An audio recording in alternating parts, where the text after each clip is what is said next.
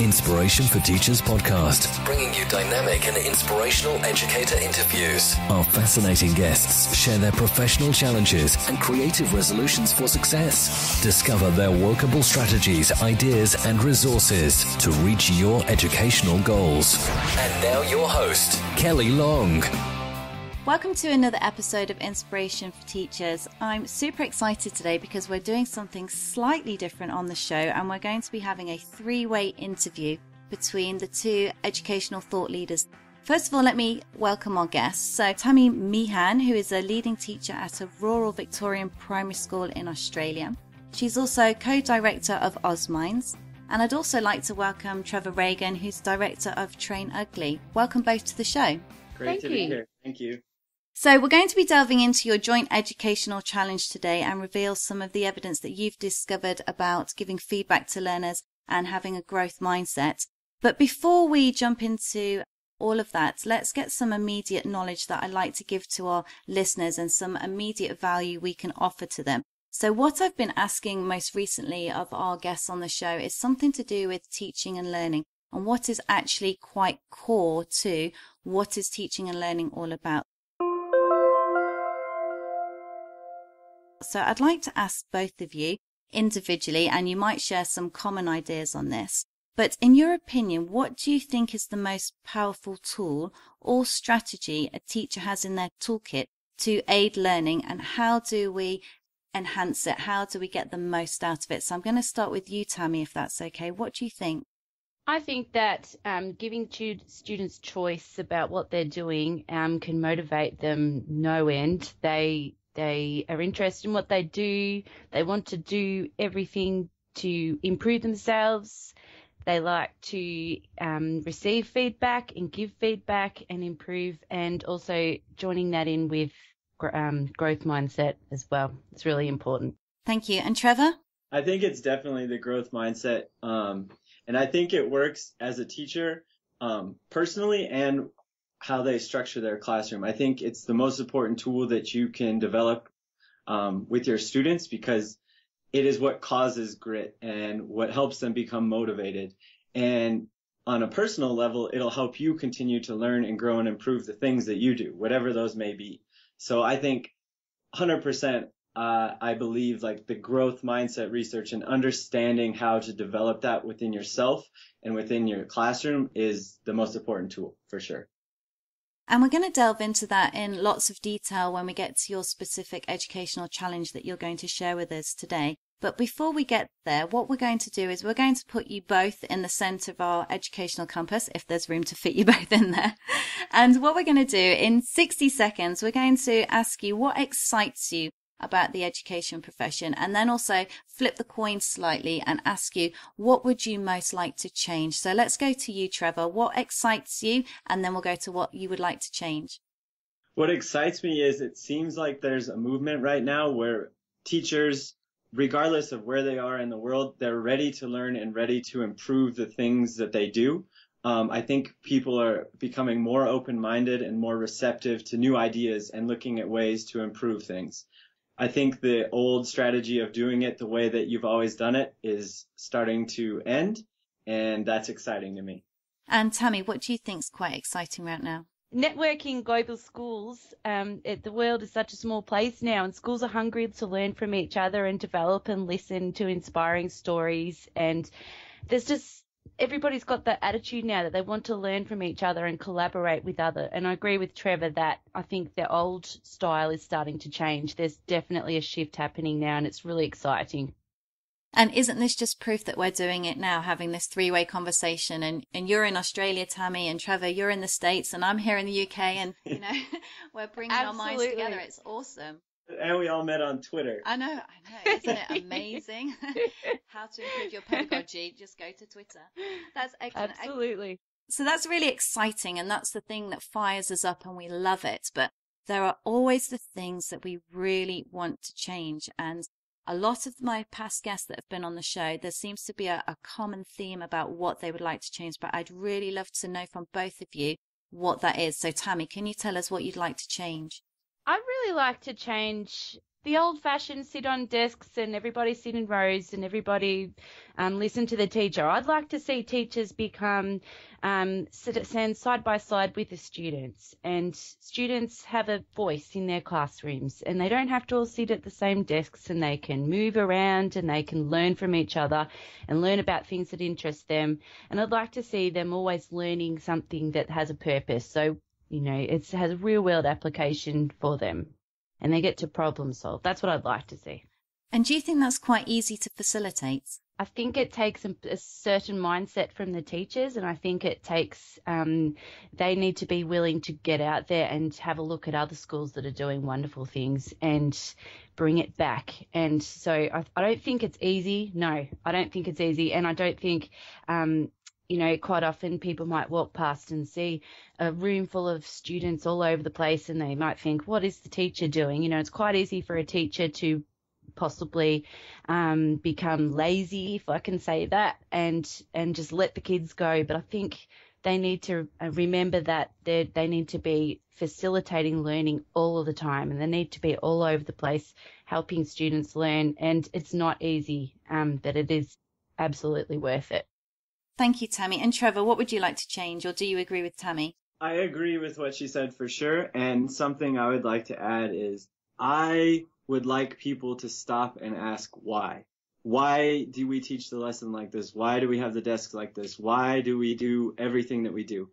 And if you ask yourself that question and the answer is that's because that's the way we've always done it, I want to challenge that. Why don't we look at research, and why don't we, there's so much science, great science out there that talks about and shines light on better ways to do lots of different things.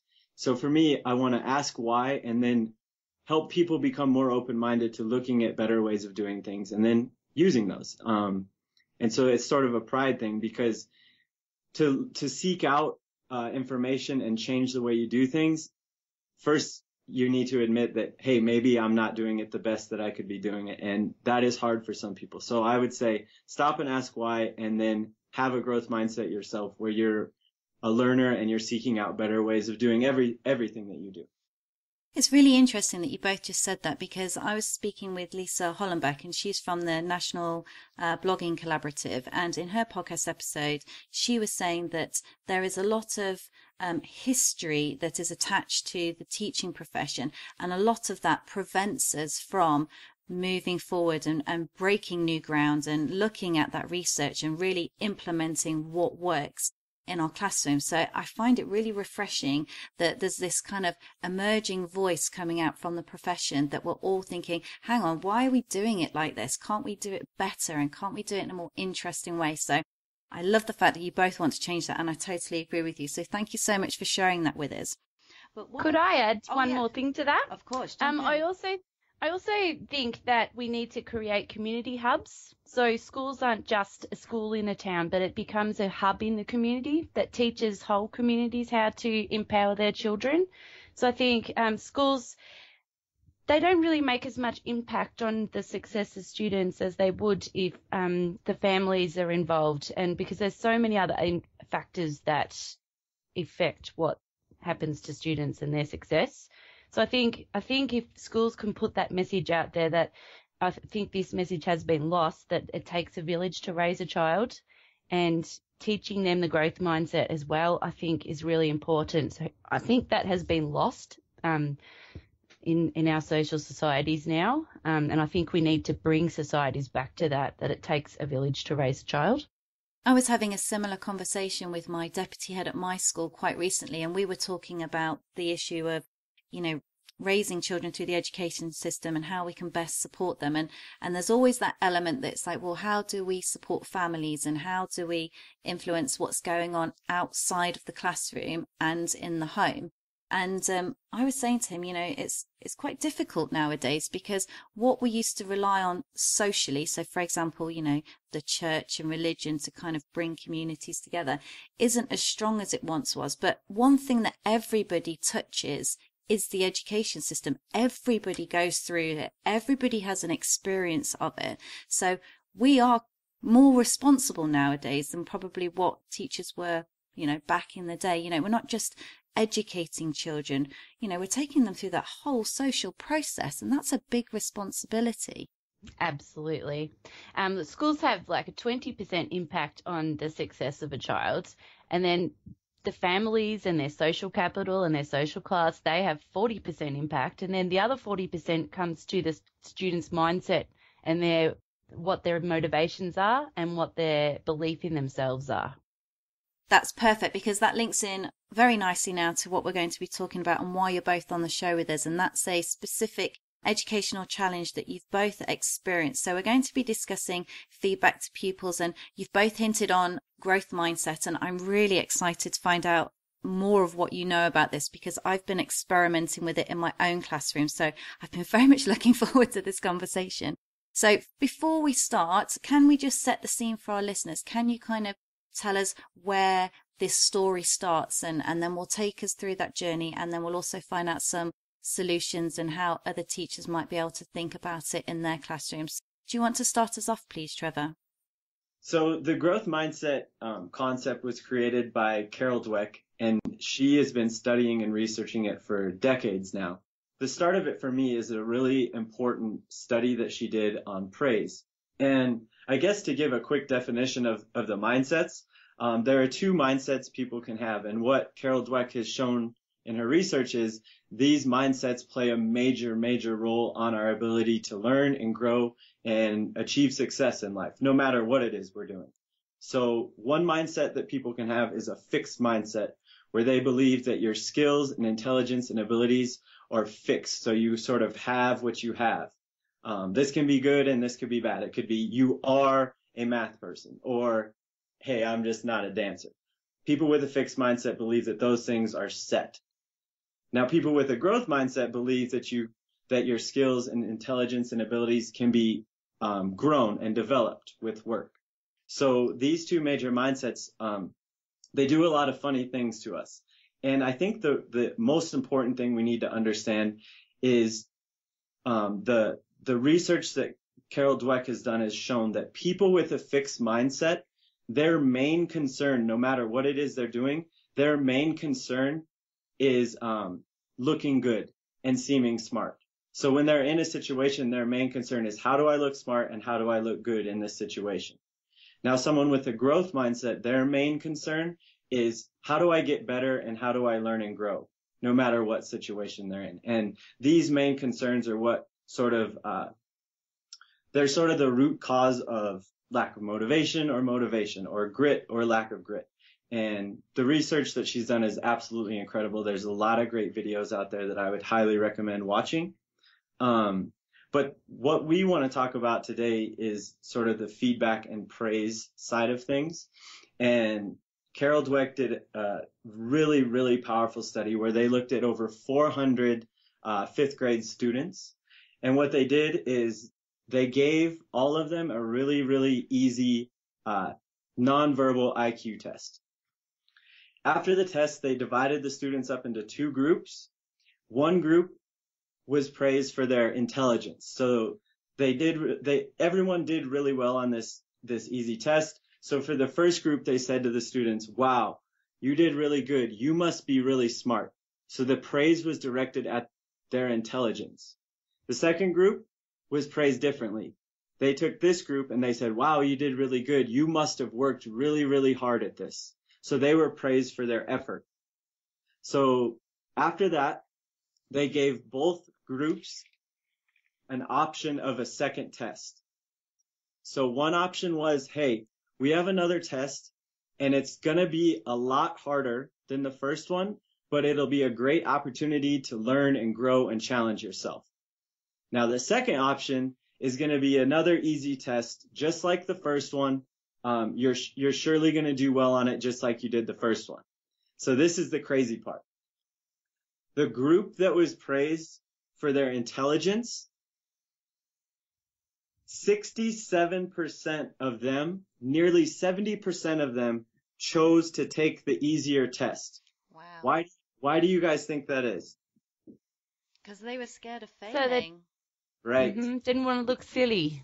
Yep. So they had just been praised, like, wow, you're so smart, you're so good at this.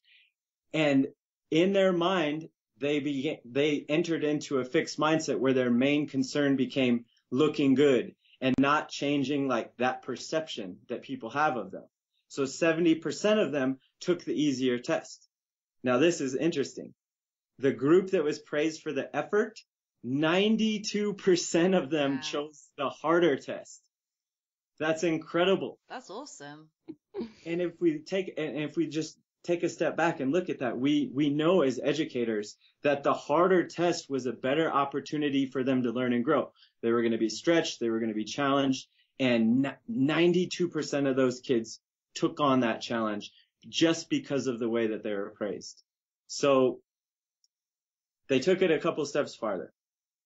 After that round, they gave all of the students a really impossible test. Like it was, I can't remember how they phrased it, but they weren't going to get any questions right. It was just so difficult for them. And what they found is the students that were praised for their intelligence, so the fixed mindset students, they gave up really, really early on and became really, really frustrated with this impossible test. Whereas the students that were praised for their effort, they worked longer, they enjoyed the task, and they didn't become frustrated because they identified themselves as, hey, I'm a hard worker and I can get through this. So they, again, got more benefits from that hard challenge than the fixed mindset students who simply gave up and became frustrated. So that's all really amazing and mind-blowing stuff, but that's all very much embedded within academic research and them testing different scenarios and seeing what the results were.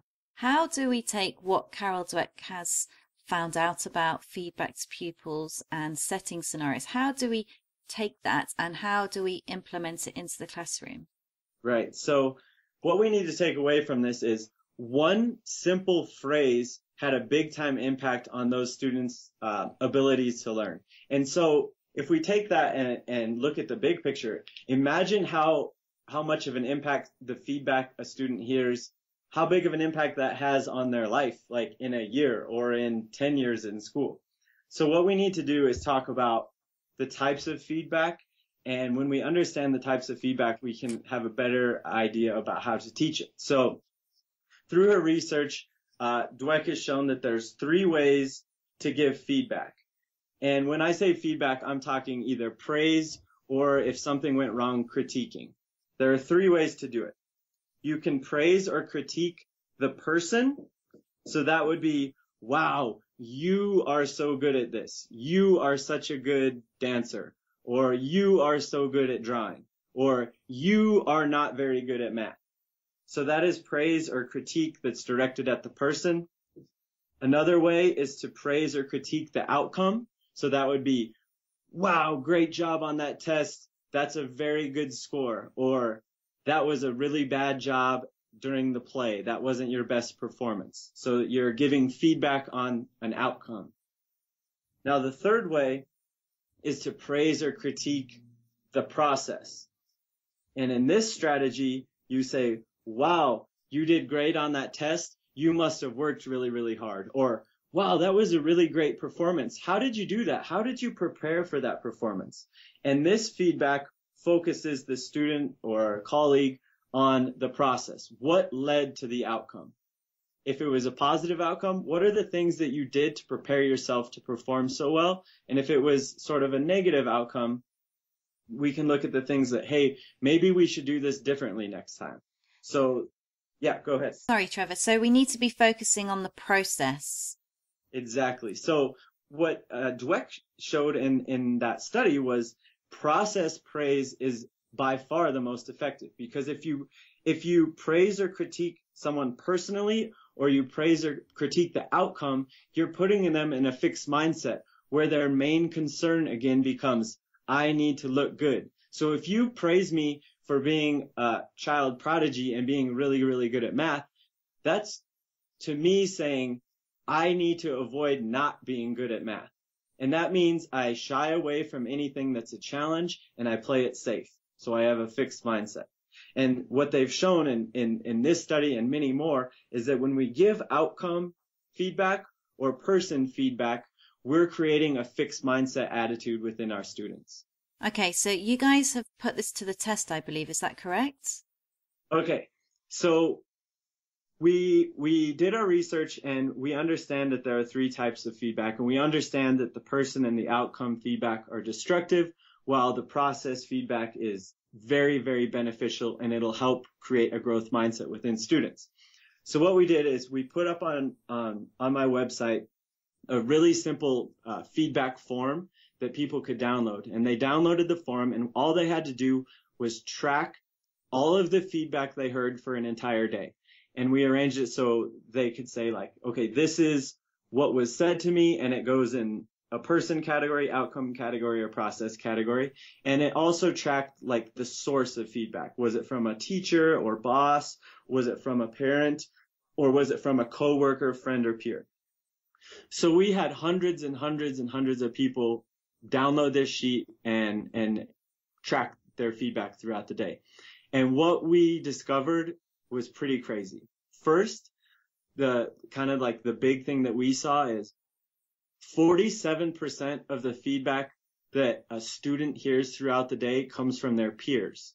And this was shocking to me because I go around speaking at conferences and doing workshops where I'm teaching teachers how to give feedback to their students. And that's great because it's important.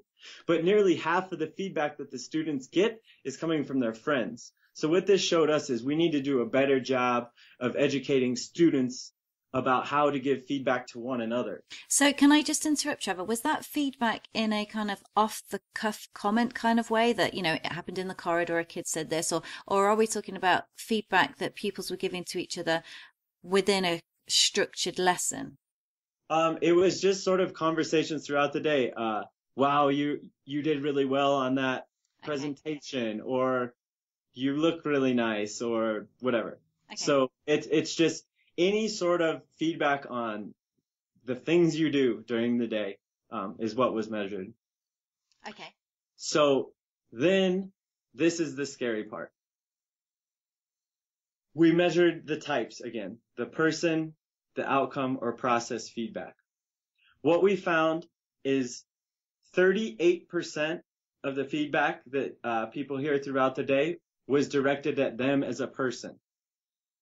38% of the feedback they heard, another 38% was directed at them, or was directed at the outcome. So that means nearly 75% of the feedback they got throughout the day was the destructive kind. And only 24%, the remaining 24% was process feedback, the good kind, the helpful kind, the kind that will create a growth mindset.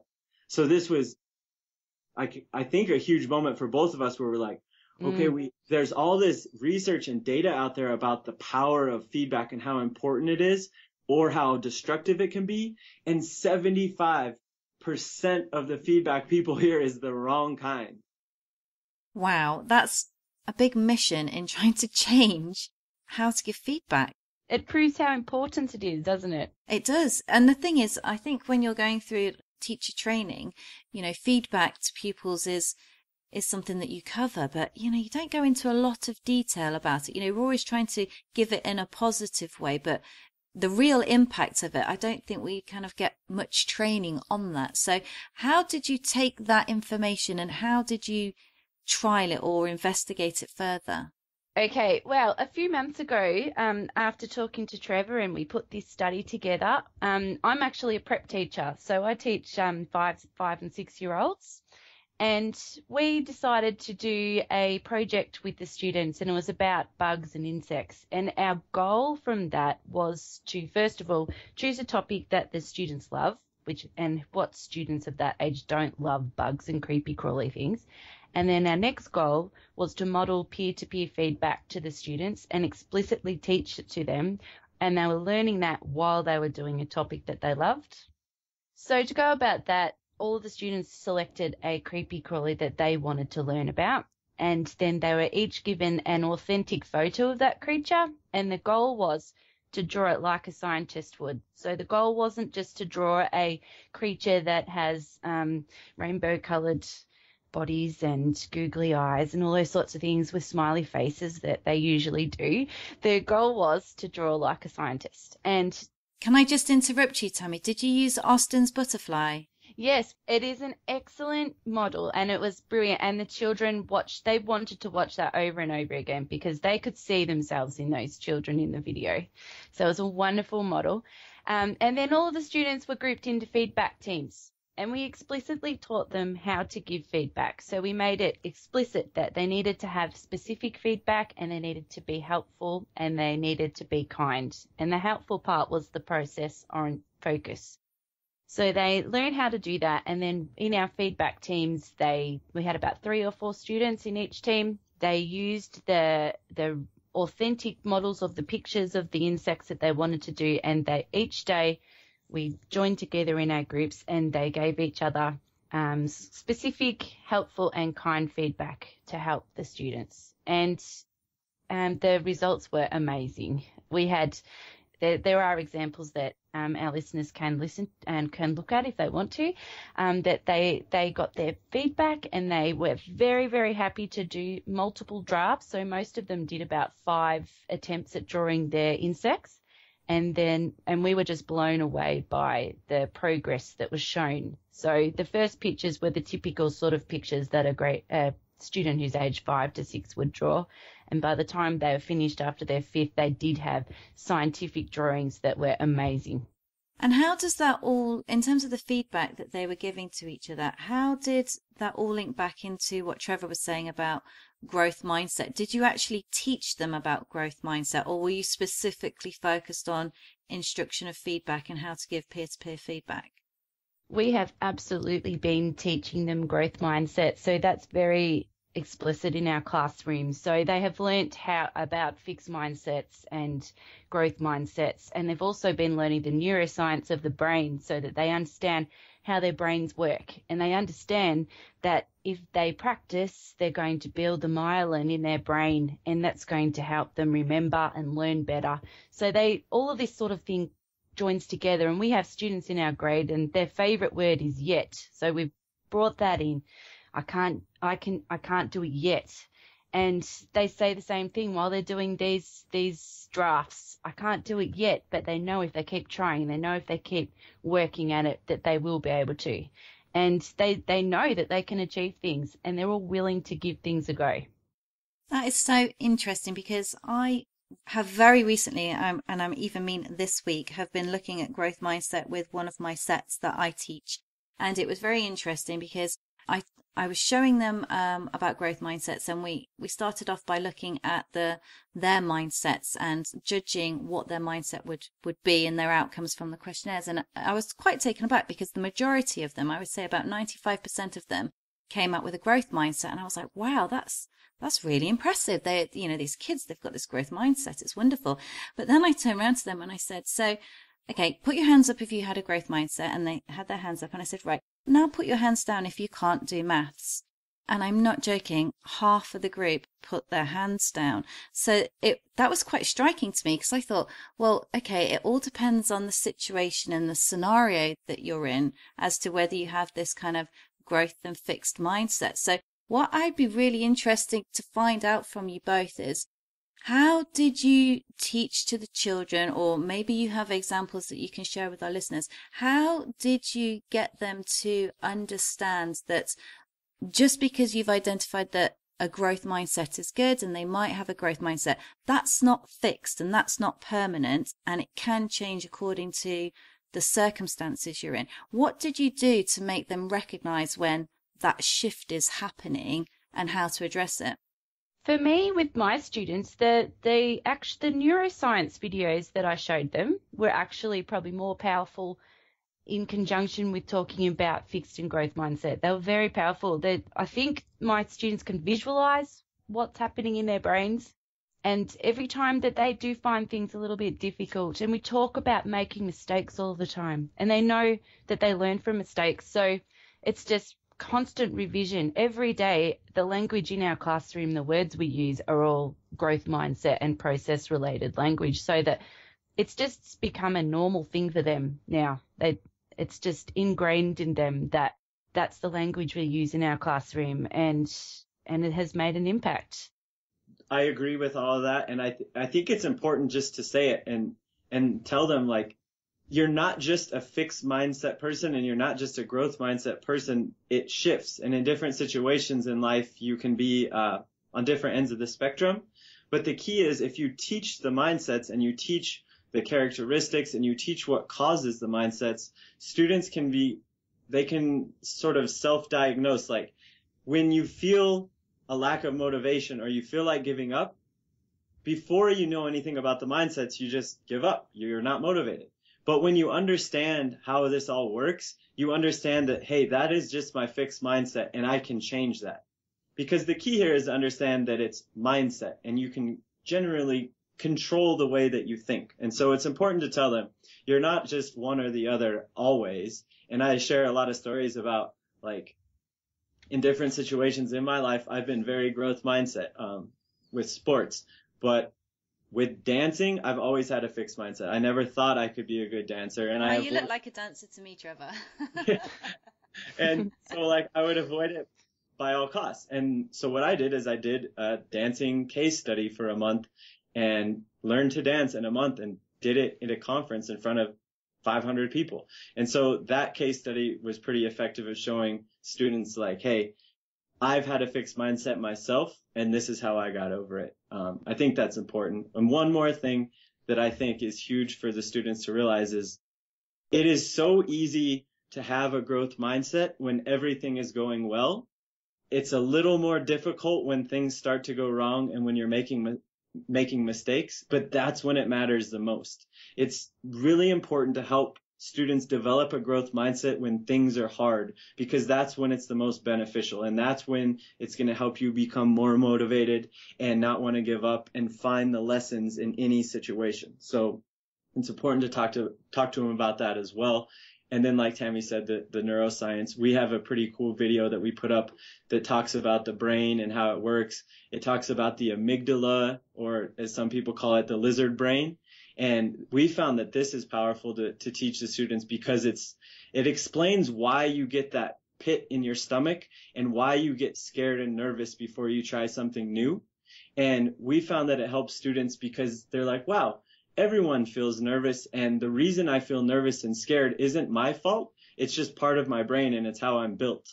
And so we found that that is actually really important to teach the students about the brain, how it works, why you feel scared, why you feel nervous, why you're kind of hardwired to avoid new situations where you might make mistakes. So if we're talking about keywords in terms of giving feedback and having a growth mindset, what do you think the keywords are that teachers need to be aware of, but also what are the keywords that learners have to be aware of when they're in those learning environments? A lot of teachers fall into that trap of using the words, you are so smart, or aren't you clever?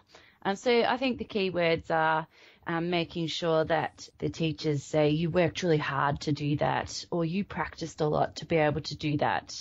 I think that's really important. And from a learning point of view, what do you think pupils need to be aware of in terms of, keywords that link to these kind of situations where we want them to grow? You want them to understand that, okay, I understand that if I practice, I'm going to be able to learn, and mistakes are going to help me learn. So if they hear those sorts of words all the time, I can't do it yet, that yet word is hugely important. And if the children can say things like that, or people can say things like that, I think they're going to have a growth mindset. And you both touched on this slightly at the start of the show, and I really would like to get into that. You were talking about the influences on a child and what influences them in terms of their learning. And, you're teaching all of this in a classroom setting, and, we're educating teachers about feedback and growth mindsets, and we're educating our children. But that environment outside of the classroom, what can we do as educators, or what should we be doing to kind of educate those people that influence the child's life outside of the classroom? I think in schools need to be educating their families. They need to be putting messages in newsletters. They need to be using growth mindset language in their school reports. They need to be running information sessions for parents to come in at night. They need to be using that growth mindset language everywhere. That's the culture of the school. That's what's expected to be used, and begin to teach families, and then hopefully get out there into the community and also teach the community the same thing. So it becomes everybody's involved in building the growth mindset of our students. Yeah, I totally agree. With all of this, the more people that you have on board, the more effective it is. When you can get a whole school behind the concept, or a whole team or a whole organization, it just becomes more powerful. It helps students develop a growth mindset within themselves, because when they know that their teacher or classmate has a growth mindset themselves, it helps them relax and perform and do their thing. And they're not worried about looking good and proving themselves and proving that they're smart to everyone. They understand, hey, my friend has a growth mindset. She knows how this works. And if I try something new and mess up, like, no one's going to make fun of me for it. They're going to understand that that's part of the learning process. So I think, yeah, absolutely. The more people that you have on board, the better. That's harder in some places than others. Sometimes you have those, like we call them, some teachers that are less receptive to this research, who don't necessarily buy in. And that's just one of the hurdles with all of this. But what I found, something pretty interesting, is when you teach a student about the feedback and about the mindsets, they sort of create I don't have a good term for it, but I'll call it like a feedback blocker. So when they understand how the feedback should work and they hear the wrong type, it doesn't affect them like it would before. So an example is, I've been studying this for years and I understand how the feedback works. And after one of my talks that I gave about feedback, I got off the stage and someone came up to me and she goes, "You are so good at public speaking. You're just such a natural." And I'm like, no. But like in my head, I knew she was impressed with the way I spoke. And I know the reason that I spoke well is because of the preparation and the process that I took. And I know that 2 years ago, I would never get on a stage in front of anybody and talk. And so I know what went into that. So regardless of what she said to me, I took the compliment, yes. But in my head, I changed it to process praise, like, yes, you did put in the work. You did do the right things to perform like you did. So it's sort of, when you understand it, you can create that block in your head where you can change the wrong type of feedback to the right type. So what I'm quite interested to find out, because you've done a lot of research and investigation into feedback, and I know John Hattie in New Zealand does a lot of research specifically about homework and what's beneficial in terms of feedback. But what did you guys discover about how feedback was delivered? So we're talking about praising the process, but was there any benefits in terms of verbal feedback versus written feedback? Because I work with 5 and 6 year olds, most of the feedback they receive is verbal. But I know that my school is currently developing descriptive feedback and to be used with writing samples, etc. So they're working on 2 stars and a step. So that when they write the feedback on the students' writing, they're going to be saying 2 things that they're doing really well and a step. So they're giving them some praise and then they're giving some critique in their feedback as well. So I know that a lot of schools are starting to develop this sort of thing at the moment as well. So yeah, I think you can do a mixture of verbal and written feedback. And Trevor, have you got any research that you've come across that might give our listeners a bit more kind of understanding as to which kind of process is best, or is it just a case of a bit of both? I think it's a bit of both. I haven't seen like hard research on it. Something that we have discovered, and we spend a lot of time working with athletes, is visual feedback. And this is sort of what we're all about. And that's setting up like video delay stations so athletes can work on a new move or a new technique and then actually go to a TV and watch themselves do it. And that is like the ultimate form of process feedback, where they can look at the process and see it rather than having to hear it or read it. And so we found that that is very powerful. I'm not sure how that would apply to the classroom, but it's been an interesting experiment that we've done, and we found that it's very, very effective. I've heard a similar kind of thing, but it's more from a kind of teaching reflective practice where teachers video themselves within a classroom and then they reflect that way. But it would be really interesting to explore how a learner could do that for themselves. And I'm sure it would work well in kind of practical subjects like sports and performing arts, but I don't know how it would work well in my subject, which is business studies. I think maybe if they were giving a presentation, it might work well. But let's move on to core takeaways that our listeners can take from you both today. If you were to summarize the key points that you have learned through this process and what you really recommend other people could do to implement it within their classroom and work with on their learners, if you could give us a kind of 5-point takeaway or the key things that jump to mind. So Tammie, if I could start with you, what would you think was core to what you've learned? I think it's really important that you need to create a culture in your classrooms and in your schools and in your communities where mistakes are celebrated, and promote the message that you can learn from mistakes. And I also think maintaining a culture in your learning space where feedback is considered normal and is welcomed, and explicitly teach how to give and receive that feedback through specific, helpful and kind. Awesome. Thank you. And Trevor? First, you can learn and get better at anything with enough time and enough effort. 2, create a growth mindset culture within your classroom. And this is about teaching them how the brain works. This is going through all the things we talked about. And a powerful phrase that we use with the people that we work with is getting better is not pretty. And we found that helps. And we have actually quite a few posters that we've created that have become the rally cry of that. And feedback specific, focus on the process. What led to the outcome? Whether you're praising or critiquing, focus on the process. And if you do that, you're giving very, very helpful feedback, and you're helping your students have a growth mindset. Do you know what was very interesting when I was talking to my students about exactly what you'd said? I was trying to kind of give them an example that they could visualize about, perseverance and effort and keep going. And I give them a little kind of like trivia, and I was saying, who invented the light bulb? When we started talking about Thomas Edison, I was like, how many times did it take him and his team of scientists to create the light bulb? And they were there and they were like, 50 times, miss. I was like, no, keep going, keep going. And then when they were like 10,000 times, they were like, why, miss? Why did he keep going?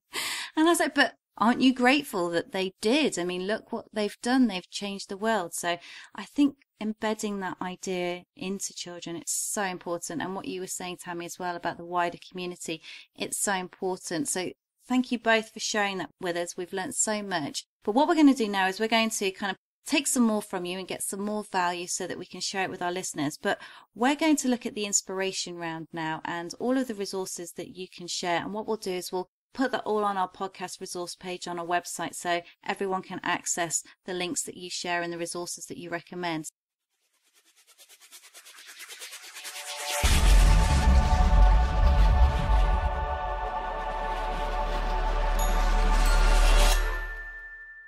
Let's move into our inspiration round. So it's a quick fire question round of your best resources and ideas. So let's start with you, Trevor. Can you tell us what your proudest educational moment is? Because we really like to celebrate what teachers are doing in the classroom. My proudest educational moment is anytime you see the light bulb go off in a student or an athlete, where they get it, where they have that belief of, yes, like I didn't think I could get better at this, and I did. And it's just a special, you see it, we all see it.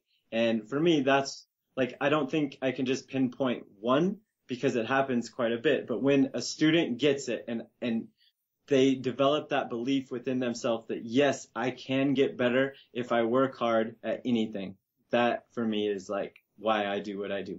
It's so rewarding. And Tammie, how about you? After promoting growth mindset to all of the educators in my school, I think one of the proudest moments I had was when a mum ran up to me at the end of the day and said to me, I had to tell you, Tammie, growth mindset has changed my son's life. And I talked to her a bit, and it's just wonderful to see the improvements and changes he has made in his life, both in school and out of school personally. And it just makes it all worth it, and that's why we do this. Thank you, both of you. And now let's move on to the best advice you've ever received. So, Tammie, let's start with you. I'm going to start with a educator that I have met, and his name is Dr. George Otero, and he's the co-director of the Center of Relational Learning. And he talks about a quote, and it says, "It is the school's role to help a family raise a child." And I think that's really important to remember, because it just brings back the importance that families play in the role of helping their children to be successful. It's not just the school's responsibility to help students succeed. It's also the family's role and the community that they live in's role. I think that's really powerful, because I see, and I guess you both do, lots of kind of negativity and comments surrounding parents having a go at teachers, and why is it the teacher's fault that the child's not achieving, and there seems to be this kind of conflict and friction going on, but we're all working towards the same goal. So that's a really great quote. So thanks for sharing that with us. So Trevor, could we get yours now, please? Yeah, sort of my favorite quote for that is from Mark Cuban, and he says, "It's not about money or connections. It's the willingness to outwork and outlearn everyone when it comes to your business. And if it fails, you learn from what happened and do a better job next time." Awesome. So inspiring. I just love it. So let's move on to now your personal sources of inspiration. So where do you draw your energies from? So Trevor. Seth Godin. Love it. I've read every one of his books. I'm subscribed to his blog. I email him quite a bit, and I even had a chance to Skype with him a few months ago. He is absolutely incredible. He's my hero and biggest source of inspiration by far. So I definitely know that, and unless you know who Seth Godin is, when I say things like purple cows and sliced bread, people are going to go, what? But he is so awesome. And I use him, not use him physically, but I use his TED Talks all the time when I'm talking about marketing in my lessons. What he says is so powerful. It's just totally awesome. So Tammie, how about you? I'm going to have to say Trevor, actually. He has such an incredible can-do attitude. I've never met anyone that's like that, and sees everything as an opportunity not to be missed. Everything's like, let's do it. And I think that's wonderful. And he has a fantastic video that is about the growth mindset and how the brain works. And I show it to everybody. I've made my kids sit down to watch it, and everybody, and I think it's just such a great way to promote growth mindset. So where can we find that, Trevor? On trainugly.com, and it's under the visual essay section.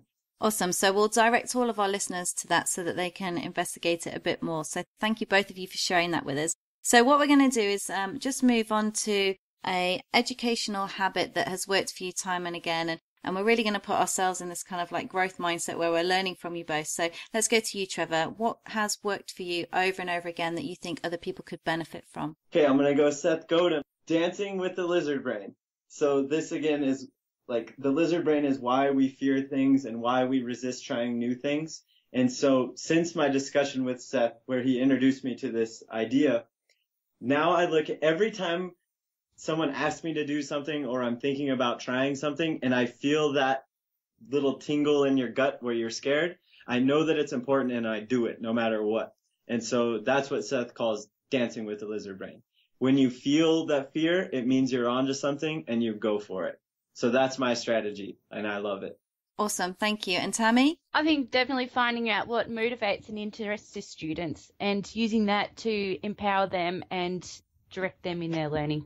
I think that's really interesting, because I think quite a lot of what's happened is everybody focuses on what the teacher is doing and how to teach. And I think in doing that, the conversation has been lost between the pupil and the teacher. And I just think relationships is what helps people learn. So thank you so much for sharing that with us. So do you both have a resource that you can share with our listeners that you think would really add value to their daily practice? So Tammie? Yes, I found a book called Mindsets in the Classroom that I love.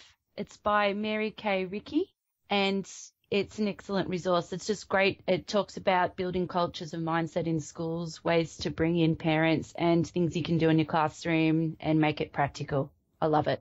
Fantastic. And Trevor, are we going Seth Godin again? I am, but I'm gonna give you a backup also. I have two great books. Number one, The Art of Learning by Josh Waitzkin. It's essentially the story of one of the most incredible learners in the world, and he talks all about how the mindset how it played a role in his development. And then I'm going to go Seth Godin. Number 2, the book Your Turn. So powerful. I bought 30 copies and gave it to everyone I know. Wow. Well, that's so fantastic. Thank you both of you for joining me on the show today. This has been it's been a learning experience that I can actually do a 3-way Skype conversation. So thank you very much for doing that with me. It's been awesome. And I've learned so much from you. And I just think it's so positive and powerful what you both are doing and trialing out. And I really hope our listeners take on board everything that you've shared with them in terms of value, because it's been so awesome what you've shared with us today. Before we say goodbye, if our listeners want to explore different parts of the podcast with you or get in contact, how can they best reach you? Trevor at trainugly.com. Fantastic. And Tammie? Tammie with an IE at osminds.com.au. Thank you for joining us today on Inspiration for Teachers. For more resources, tips and advice, visit our website, inspirationforteachers.com. If you enjoyed today's episode, we would love to connect with you. Just click like on our Facebook page at facebook.com/inspirationforteachers.